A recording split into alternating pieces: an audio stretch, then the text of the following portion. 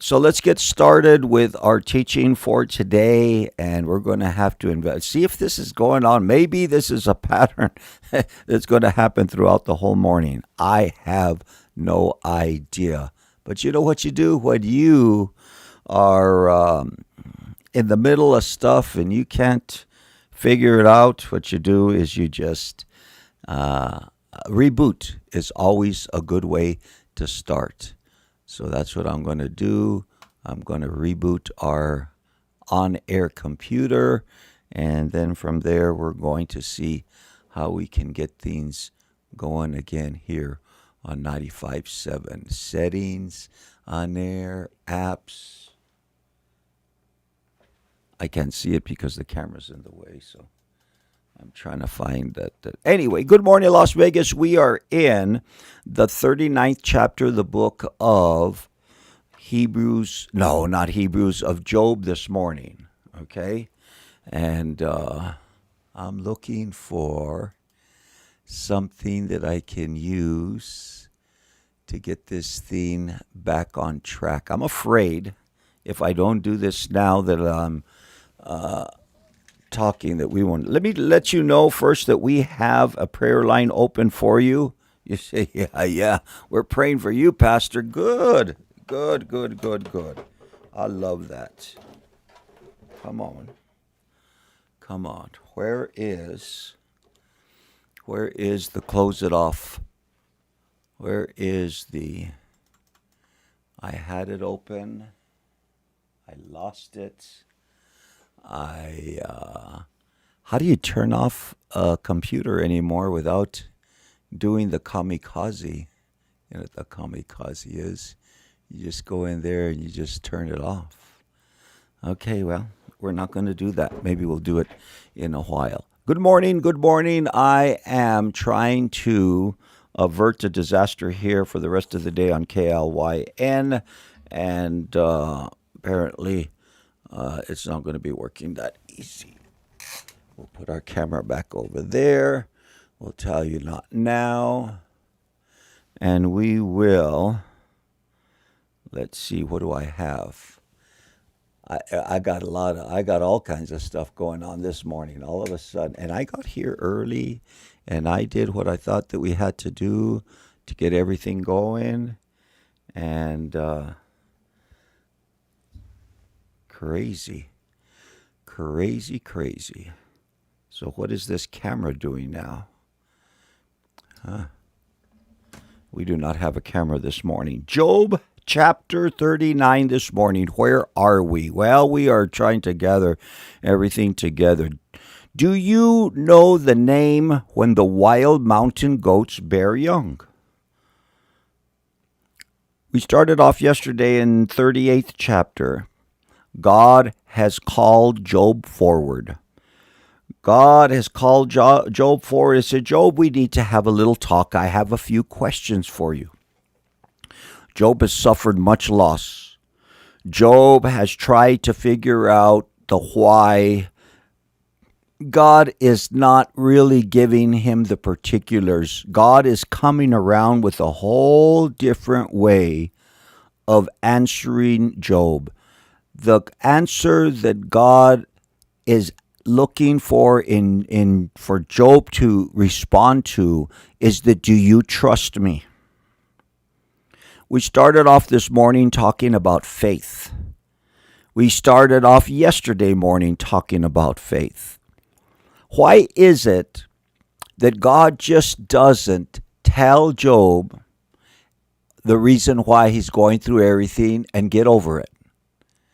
Why is it that there has to be this give and take that's going on in Job's life? Why is it? Well, because God is God, and God is looking for Job to respond to him by faith. To say, Job, do you trust me or not? That is the whole deal. Do you trust me? I have been working with you, Job, all of your life. I have been here for you from the beginning. We've been through the ups and the downs. And Job, right now, all I'm asking you is that, do you trust me? Can you see that I am the Lord God Almighty that can do exceedingly and abundantly above all that you're able to ask or think? And Job is not getting a big old, well, let me show you, Job. Let me give you a rewind. Let me give you a fast record of what happened to you at the beginning when Satan. No, nothing like that at all. What is God doing? God is saying, do you trust me? Listen, if I can put all of these stars, all of these planets, all of the whole mountains, clouds, animals, everything. If I can do all of that, can I take care of your situation? I think this is what God is really telling Job. It's coming about in probably what we would expect a roundabout way, but it's coming. Do you know the time when the wild mountain goats bear young? We looked at Genesis chapter 1 yesterday. We went to when God said, let there be light, and there was light. The earth was void, the Bible says. It was in disorder, and God began to speak it into order before he began to create anything. And if you want to go to the first chapter of Genesis and look at the days of creation and how God created everything, well, in a way, Job is being given a lesson, a reminder of the first chapter of the book of Genesis. And what's it all about? It's all about God's majesty and God's power. And if he can take care of all the, I won't try to tell. If, we have this intricate creation. We're just one little marble spinning around. Ladies and gentlemen, we're just, yes, we concentrate on Earth. Yeah, we look at just our little planet over here, not realizing most of the time that there's planets, there's stars, there's constellations, there's whatever the big shots of the world, classify them as. I'm flunked out of college twice, and I'm a Bible school dropout, so you're not going to get a lot of fancy stuff from me. But we know that these things are out there. We know that all of this, and all of it working in concert. And God, just like that orchestra director, and what he's telling Job is, says, Job, I did all this, man. I did all this. Yes, I am concerned about you. I'm concerned about your situation. And I can take care of you. And do you realize that God can take care of us and also take care of everything else? The majesty of God, the unbelievable ability for us to know that God can take care of everything that's going on. How they all, he says, I set the foundations of the earth. Where were you when I set the foundations of the earth? A lot of stuff like that we went over in yesterday's chapter. And you say, well, what's that all about? What does that have? How does that help? Well, if you have an open mind, you understand that God is telling him, I can take care of you. So the answer is coming, but it's probably not coming the way I expected, the way that I wanted to come. If I was going to be in Job's, I'd be sitting there sulking still and saying, well, what does that have to do with me? Look at me. Look at all this situation that I find myself in. Good morning, Chana. Good morning, Andrea. Glad that you're along with us. Can God take care of us? And the question is not whether God can take care of us. Will we allow him to take care of us? And through the ups and downs of life, will we hold on to our faith? Job is a great example. At the beginning of the book, when we just got the whole thing started, we talked about, can we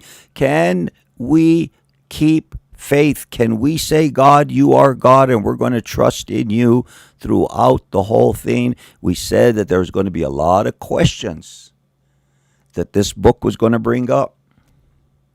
Not all the answers that we wanted are going to be covered here in this book until you keep an open mind. How do you keep an open mind? Well, this is the way you keep an open mind. You say, thy kingdom come, thy will be done.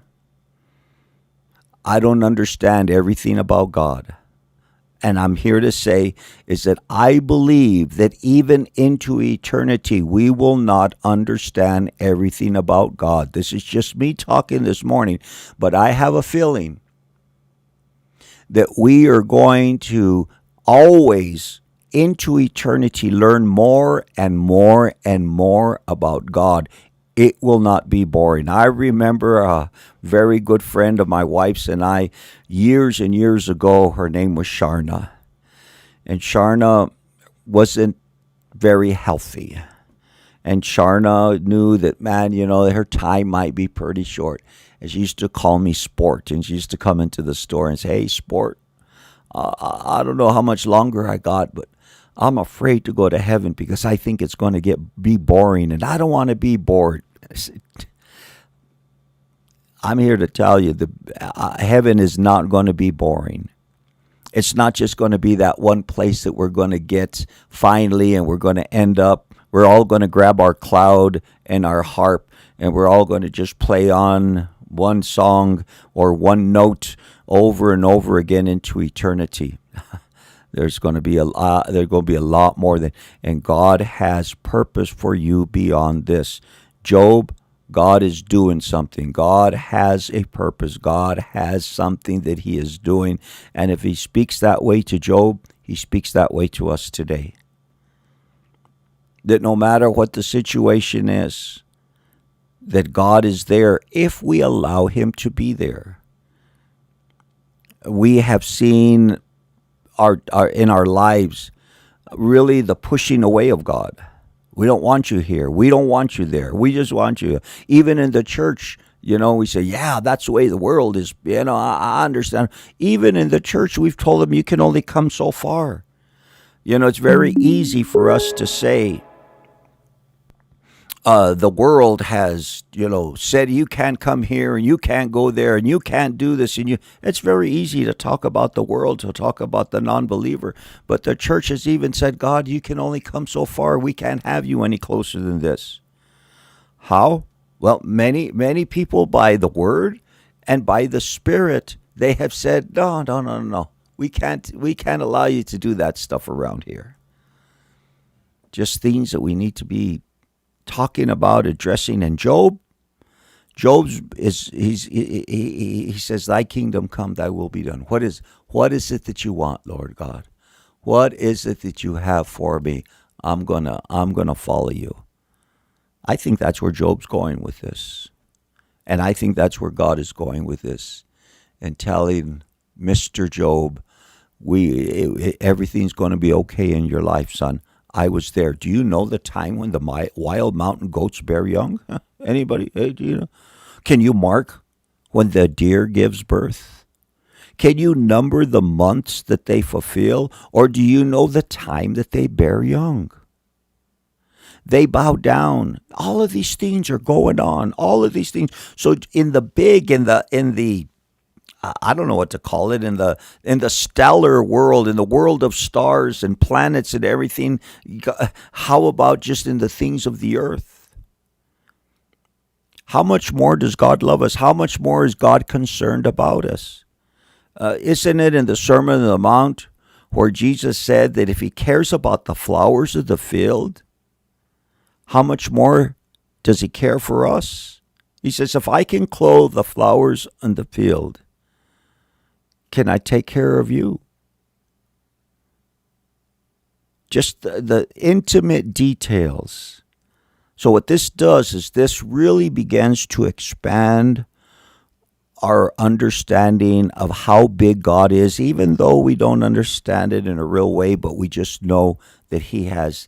He says their young ones are healthy, verse 4. They grow strong with grain. They depart and do not return to them. Who set the wild donkey free? Who loosed the bonds of the onager? I don't even know what an onager is. I was looking at that yesterday, and I never followed up. Let's see what the onager is. Okay, it's like the donkey is what it is. Who set the wild donkey free? Who loosed the bonds of the onager? Whose home have I made the wilderness and the barren land his dwelling? God says, man, I'm taking care of all of these things. You know, we're so concerned with the environment today. We're concerned with the silvery minnow. Oh, yeah, we're doing this. And just about the time that they began to put all kinds of rules, laws, regulations. You can, you can't, you shouldn't, blah, blah. Then they find out, well, there probably were some more silvery minnows than we thought they were. Can God not speak them back into existence? Does not God have everything under control? I believe that he does. And no matter how man would try to corrupt, even to the point of destroying the creation of God, God's bigger, God's more majestic, God's more loving and more caring and more concerned with our lives. The wild donkey. Who set the wild donkey free? Did you do that, Job? Ask one of your buddies. Maybe they did it. Who loosed the bonds of the onager? Whose home have I made the wilderness and the barren land his dwelling? You know, God's saying, it says, I did that. He scorns the tumult of the city, the donkey, the wild donkey, and the onager. They don't like the city. They don't want to be around the city at all. He does not heed the shouts of the driver. The range of the mountains is his pasture, and he searches after every green thing. God has everything under control. Will the wild ox be willing to serve you? Will he bed by your manager? Can you bind the wild ox in the furrow with ropes, or will he plow the valleys behind you? Some of those things, Job, are just too big for you. They're too strong for you.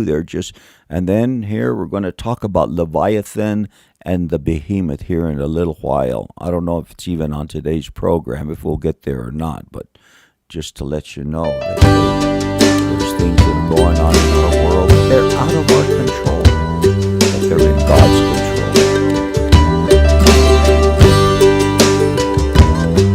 How firm a foundation, ye saints of the Lord, is laid for your faith in his excellent word. What more can he say than to you he hath sent? To you who for refuge to Jesus have fled. Fear not, I am with thee, oh be not dismayed, for I am thy God, and will still give thee aid. I'll strengthen thee, help thee, and cause thee to stand, upheld by my righteous omnipotent hand.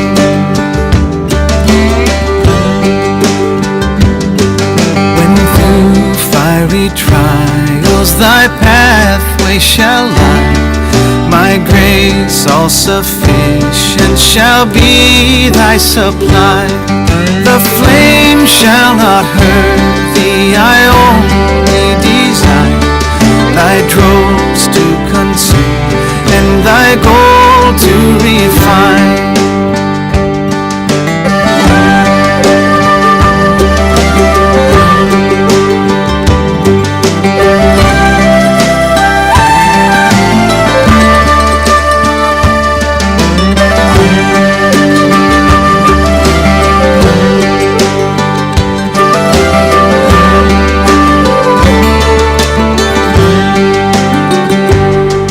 The soul that on Jesus hath leaned for repose, I will not not desert to his foes. That soul, though all hell should endeavor to shake, I'll never, no never, no never forsake. That soul, though all hell should endeavor to shake, I will never, no never, no never forsake.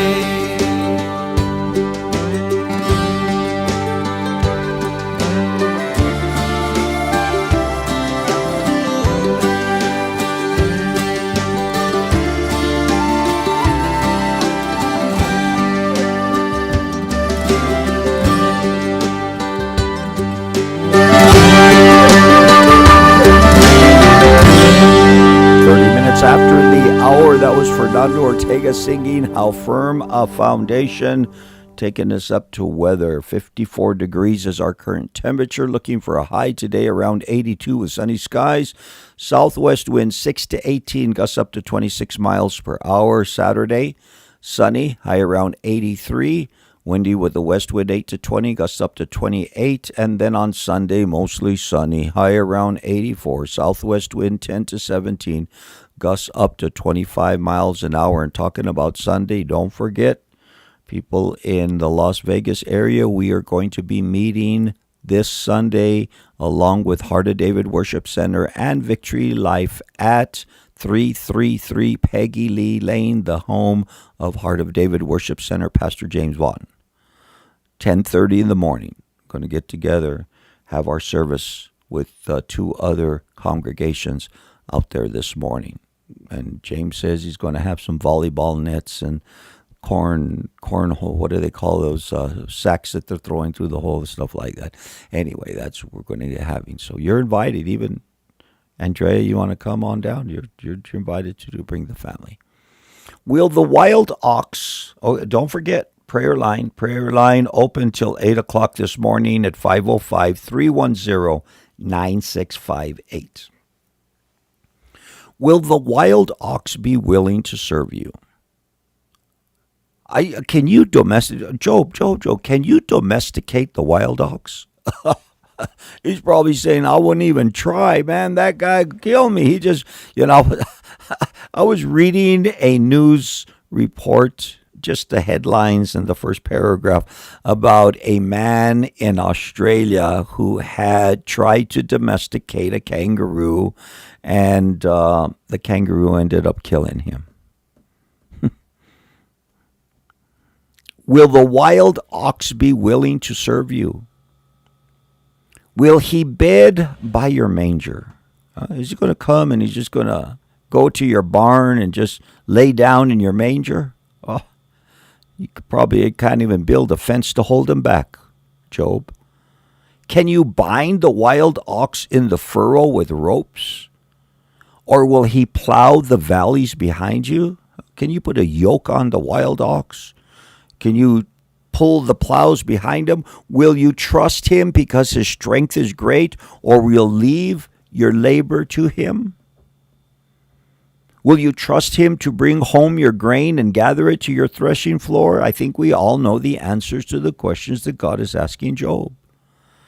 The wings of the ostrich wave proudly, but are her wings and pinions like the kindly storks? You say, well, okay, I don't know much about storks, don't know much about ostriches, but I think the point is that every animal that God created, let's go to Genesis real quick. I want to go to Genesis chapter 1, and we saw that on one of the days, God said, the light, two great lights, to rule over the day, the waters, the sea creatures.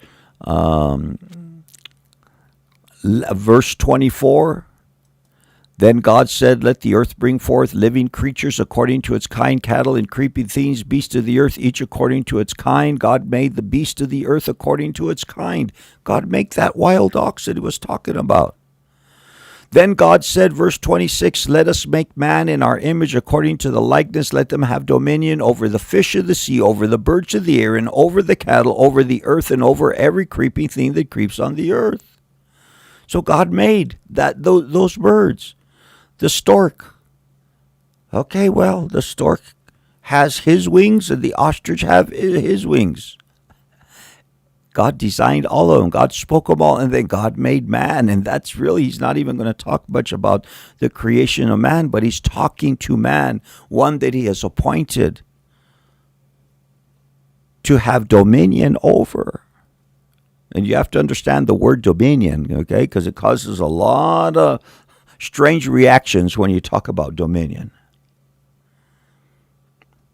Will you trust him because his strength is great? Will you leave your labor to him? Will you trust him to bring you the wings of the ostrich? Wave proudly, but are her wings and pinions like the kindly stork's? Well, no, of course not, because the stork's wings will allow her to lift off of the ground, but the wings of the ostrich won't.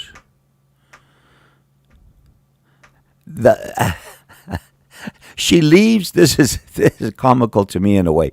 She leaves her eggs on the ground and warms them in the dust. She forgets that a foot may crush them or that a wild beast may break them. She treats her young harshly as though they were not hers. Her labor is in vain without concern because God deprived her of wisdom and did not endow her with understanding.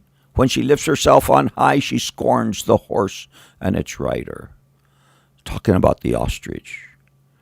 The ostrich is not the brightest light bulb in the box. Okay? She leaves her eggs on the ground. She warms them in the dust. She forgets that a foot may crush them and that a wild beast may break them. You say, well, how do they survive? God allows them to survive. Even the ostrich. Man is made in the image of God. The ostrich is not, but the ostrich is made by God. And even though the ostrich doesn't have much sense, it still survives because God allows it to. And God gave it enough to where it's going. She forgets that a foot may crush her eggs or that a wild beast may break them. The ostrich treats her young harshly as though they were not hers. Her labor is in vain without concern. God speaking about these things thousands of years ago before there were the Jacques Cousteaus of the world going out and following animals around all over and trying to figure out how they, what their habits were. I imagine that some of these Jacques Cousteaus of the world probably read the Bible first, maybe even this 39th chapter of the book of Job, and said, oh, well, let's go find out. And found out that it was true. That whoever was talking to Job kind of knew what he was talking about. Whoa, really? You think so? You think that maybe... just maybe, God knew what he was talking about. And then we deny him, and then anyway, she leaves her eggs on the ground. She forgets that a foot may crush them. She treats her young harshly. Sounds like the ostrich doesn't have a lot of motherly qualities.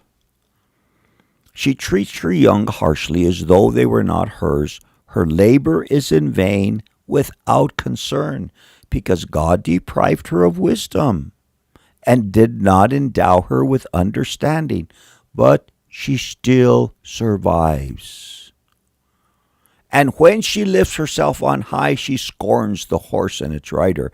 Have you given the horse strength? Let's talk about the horse, Job, for a little while.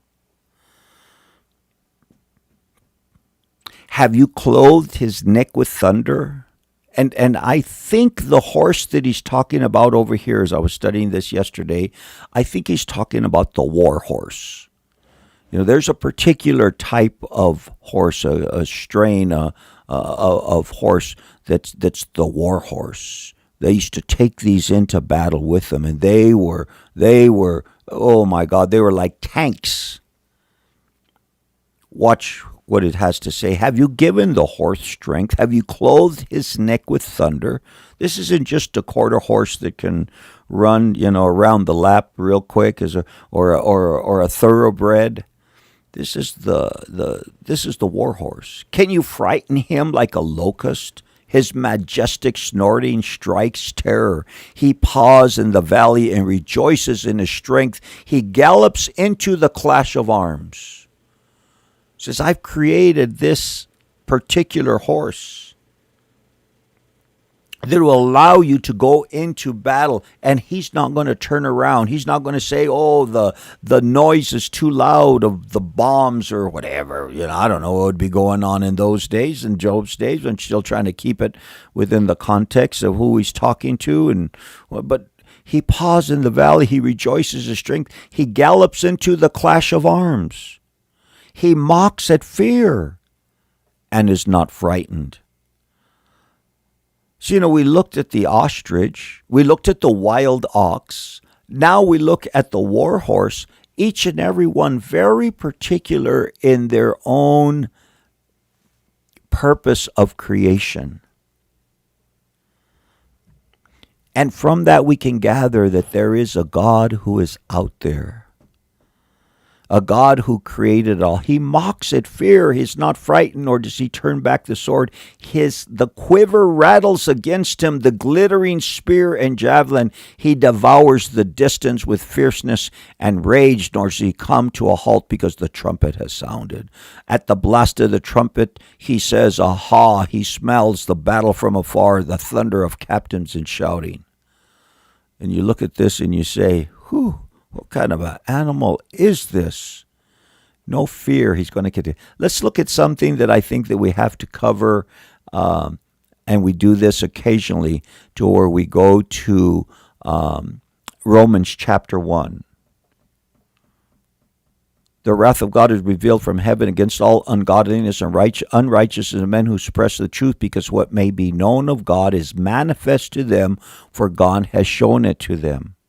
For since the creation of the world, his invisible attributes are clearly seen, being understood by the things that are made, even his eternal power and Godhead, so that they are without excuse. Because also that although they knew God, they did not glorify him, nor were thankful, but became futile in their thoughts, and their foolish hearts were darkened. As Paul starts off the book of Romans, you get to verse 18, and you say that God displayed himself, God manifested himself through the creation. That's what this 39th chapter and even the 38th chapter is all about in Job's life. This is God, son. This is God who set that wild horse, and well, he's not a wild horse. He is domesticated. He's the war horse. It's the donkey and the wild ox, the ostrich, the stork. But God says there's an animal out there that's completely different from all the other ones that we've talked about. Even the wings of the two different birds are completely different, intricately designed by God himself. And the book of Romans say that through the created things, you can see the Creator. They are manifest. They are clearly out there. Man would deny this over and over again, and you have to read that part of the book of Romans. You have to read at least the second half of that chapter, from verse 18 all the way to the bottom of the chapter, because, man, if it don't fit, I don't know what does in the world that we're living in today. Have you given the horse strength? Have you clothed his neck with thunder? Can you frighten him? Verse 20, like a locust, his majestic snorting strikes terror. He paws in the valley, rejoices in his strength. He gallops in the clash of arms.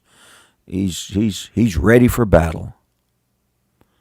Verse 25 says, at the blast of the trumpet, he says, aha. It's not like the ostrich, but he's not like the stork or the wild ox, or even, as we were looking at earlier, the kangaroo. Even the Bible doesn't talk about the kangaroo in these chapters that we're talking about. Does the hawk fly by your wisdom and spread its wings toward the south? 2 days ago, middle of the afternoon, I'm outside the backyard and I look up and there's one of those birds. I don't know if it was a hawk. I don't know if an eagle. I don't know what kind of a bird it was, but it was way up high. It was probably 100, 150 foot high and just gliding. His wings were not moving, but he had just caught the wind, caught the thermals, and he was there just gliding as beautiful as could be. I said, man, I would love to do that. Does the hawk fly by your wisdom and spread its wings toward the south? So the hawk flies by wisdom, but is it man's wisdom? Of course not. Does the eagle mount up at your command and make its nest on high? Did you tell the eagle, Job? Did you tell the eagle, well, that's where I want you to set your nest, is up over there. On the rock it dwells and resides, on the crag of the rock in the stronghold. From there it spies out the prey, its eyes observe from afar. Its young ones suck up blood, where the slain are, there it is. Looking for food. It's looking for food, flying down. Even the young eagles go there. What is this? This is just God showing his power, manifested through creation, and a way of telling Job, I got, remember that old song, he's got the whole world. I won't sing it. I promise I won't even try to sing. He's got the whole world in his hands, the whole wide world. Verse 1, chapter 40. Moreover, the Lord answered Job and said, shall the one who contends with the Almighty correct him? He who rebukes God, let him answer it. All of this last 2 chapters brings us to this 40th chapter that God says, shall the one who contends with the Almighty correct him? Did I make a mistake somewhere down the line, Job? Did I fall asleep on directing your life, on protecting your life? Did maybe I just missed something along the way? Shall the one who contends with the Almighty correct him? He who rebukes God, let him answer it. For me, it's real hard just to even explain what I feel God is trying to tell Job here. Then Job answered the Lord and said, behold, I am vile. I think I need to read that from the Message and then even from the Amplified. Then the verse 3 and 4 says, then Job answered the Lord in the New King James, behold, I am vile. What shall I answer you? I lay my hand over my mouth. The Message, Job answered, I am speechless, in awe, words fail me. I should never opened up my mouth. I think that vile part is a little bit more than just speechless, but let's see what Webster tells us. Vile. Oh, I picked up viled instead. Behold, I am of little importance and contemptible. That's why you like the Amplified. Verses like this. I am of little importance and contemptible. Thank you, thank you, thank you. I see those eyes. What can I reply to you? I lay my hand on my mouth. Job says, hey, I think it's about time for me not to say anything. I don't think it's time for me to try to defend myself any longer. I've heard enough. I have a feeling there's more coming, though. Verse 4. Let me increase the size of that for us. Behold, I am vile. What shall I answer you? I lay my hand over my mouth. Once I have spoken, but I will not answer. Yes, twice, but I will proceed no further. Then the Lord answered Job out of the whirlwind and said, now prepare yourself like a man. I will question you and you shall answer me. Job, you're not getting away that easy, buddy. Yeah, okay. I get it. Okay, let's make sure that you get it. Let's pick it up a notch or two. Now prepare yourself like a man. I will question you, and you shall answer me. Would you indeed annul my judgment?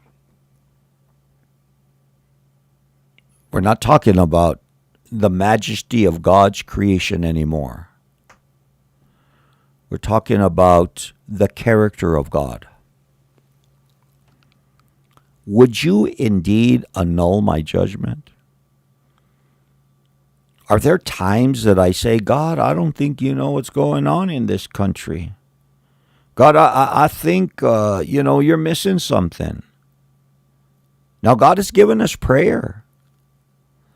But the greatest form of prayer is to understand the will of God and to pray it and to say, God, and everybody has, their prophetic word of what they think God's going to do and what God's not going to do. And is it going to be revival or is it going to be judgment? That's a lot of what I've heard for many, many years. Revival is coming to America. The greatest revival in the world that the world has ever seen is coming, and billions of people, love talk like that. I hear other people saying, judgment is coming, watch out. Build yourself a bunker, go buy precious metals, dig yourself a root cellar. And I've heard this since the 80s, ladies and gentlemen. I'm just telling you, since early 80s.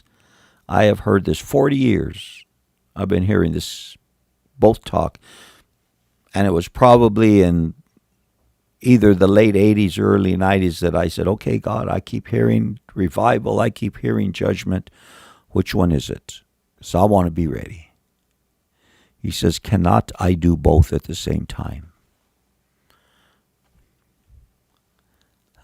Notice how he didn't answer the question that I wanted, the way I wanted him to answer it. He's faithful and he's true. And all you do is you just hold on to stuff like that and you say, okay, God, I'll trust in you and I'll let you do it. The Lord answered Job out of the whirlwind and said, now prepare yourself like a man. I will question you. You shall answer me. Put your big boy pants on there, Job.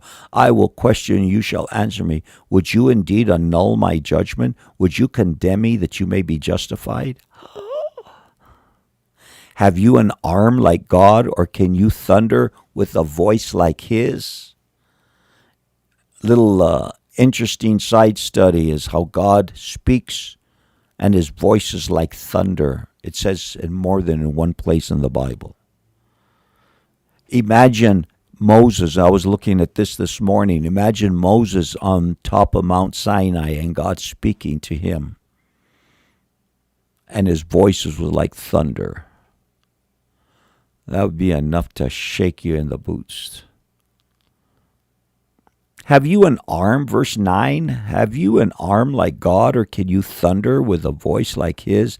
Then adorn yourself with majesty and splendor, and array yourself with glory and beauty. The Bible teaches that somebody tried this already. He wasn't a man. He was a son of God, and his name was Lucifer. God's already been through the challenges of rebellion. Speaks to Job, have you an arm like God? Can you thunder with a voice like his? Then adorn yourself with majesty and splendor and array yourself with glory and beauty. Somebody bigger than you already tried to annul my judgment. Thought that he'd catch me by surprise. And that's maybe this is one way of God kind of revealing that Satan was involved in this plot. He doesn't talk about it much, but if Job has a balanced theology, he knows that there is Satan, the deceiver, the accuser of the brethren, who try to annul God's judgment, who try to adorn himself with majesty and splendor and array himself with glory and beauty. And Isaiah says, I saw him fallen like lightning from heaven. Verse 11. Disperse the rage of your wrath. Look on everyone who is proud and humble him. That is a good one to go to the Message Bible. Unleash your outrage. Target the arrogant and lay them flat. Come on, Job. Let it all out, man. Let it all out. Anyway, we're going to put our bookmark on verse 11. Sorry for the rough start this morning. Want to let you know that prayer line is still open for another hour. Not at that number, but at this number, 505-310-9658. Thank you for being along with us this morning, and we'll be back here in chapter 40 Monday at what time? 10 minutes after the hour of 6 o'clock. Let's see if this Celine Dion song is going to work for